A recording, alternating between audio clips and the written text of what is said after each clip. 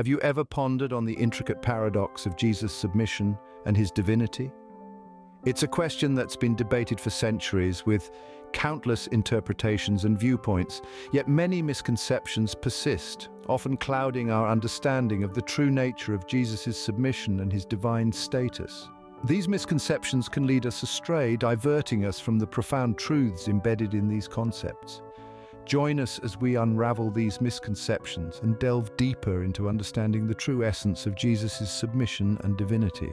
Firstly, let's tackle the misconception about Jesus' submission. Yes, it's a topic that often raises eyebrows and elicits hushed whispers. The misconception we're addressing here is the notion that Jesus' submission implies weakness or inferiority. But let's take a step back and examine this from a biblical perspective. The scriptures paint a different picture. They depict submission as a form of strength, not a sign of weakness. Jesus, in his submission, showed the ultimate strength, a strength that springs from love and self-sacrifice. He wasn't forced into submission, rather he chose it.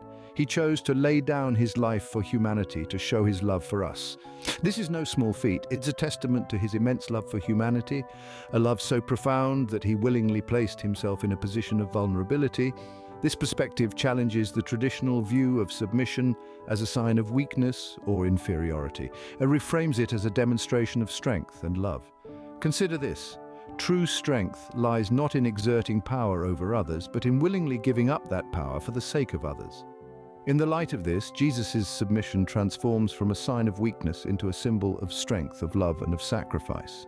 Thus, Jesus' submission does not denote weakness, but rather exemplifies the ultimate strength and sacrifice. Scene script.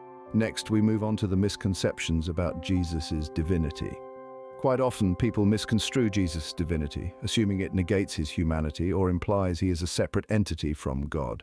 This, however, is far from the truth.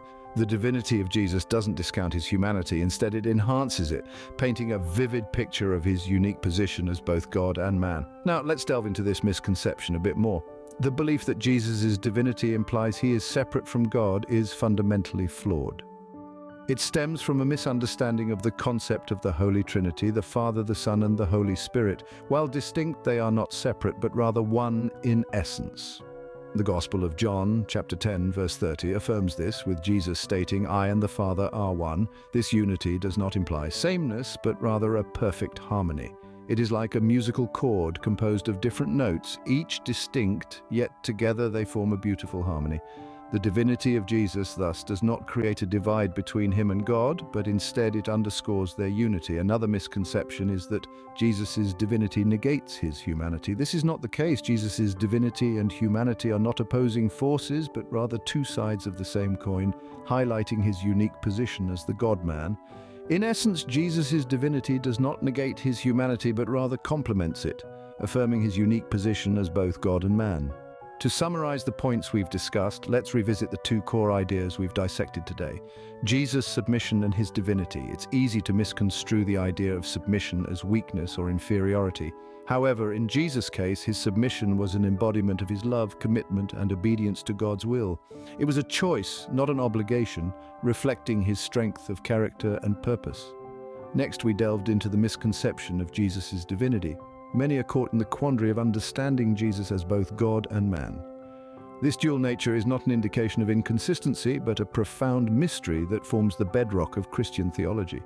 Jesus' divine nature doesn't diminish his human experiences, nor does his humanity undermine his divinity. Instead, this paradoxical union offers a unique perspective into the depth of God's love and the lengths he would go to reconcile with humanity. These concepts, while complex, are crucial to appreciate the depth of Jesus' nature and role. They help us see beyond the surface, allowing us a glimpse into the grand narrative of love, sacrifice, and redemption that marks the core of Christian faith.